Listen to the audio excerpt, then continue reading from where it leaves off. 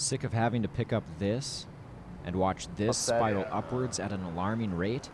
Well, a solution many of us overlook is switching to a newer, more efficient car. When gas prices are higher and gas spikes up higher, money gets a little tighter for everybody, and one thing that they know that they can fix pretty much immediately is if they buy a vehicle with better gas mileage. They definitely can improve that immediately.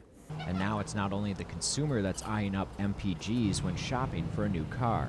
It seems like every vehicle nowadays that companies are coming out with, they're gearing towards gas mileage. So even the vehicles that aren't known for their great gas mileage are getting good gas mileage also. So. Well, now that we've talked about hybrids being better on gas and possibly better on your wallet, let's take a look at a few that are on the market here in Rhinelander. This is the Toyota Prius C. It gets a combined miles per gallon of 50 miles per gallon with 53 in the city, 46 on the highway, and costs $1,100 a year to operate on average. This is the Chevy Malibu Eco model. It gets 25 miles per gallon in the city, 37 on the highway, and costs you $1,850 a year in fuel.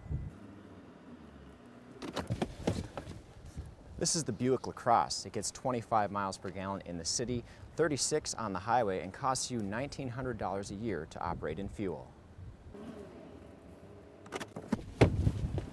I already know what you're thinking. This pickup truck probably gets bad mileage, but this GMC Sierra actually gets 15 in the city, 21 on the highway, and that's thanks to a new fuel management system where it shuts down 4 of the cylinders in this V8 on the highway to save you money.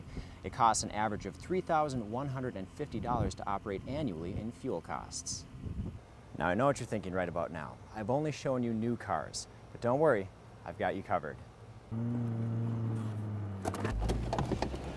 This is a used 2001 Saturn S Series. It's about 39 miles per gallon, and the owner tells me they'd be willing to part with it for about $2,500. This is a 2010 Hyundai Elantra. It gets about 34 miles per gallon, and the owner tells me they'd be willing to part with it for about $12,000. However, the car is only half the equation. When it comes to getting the most miles per gallon, it also depends heavily on your right foot. So maybe you want to keep it a little lighter. If you own your vehicle for quite some time, driving habits are going to have a lot to play with the miles you're going to get.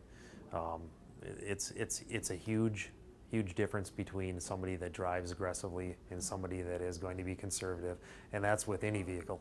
Whatever solution you choose to make the most out of your miles, hopefully it keeps a little more green in your pocketbook. Michael Crusan, Newswatch 12, Rhinelander.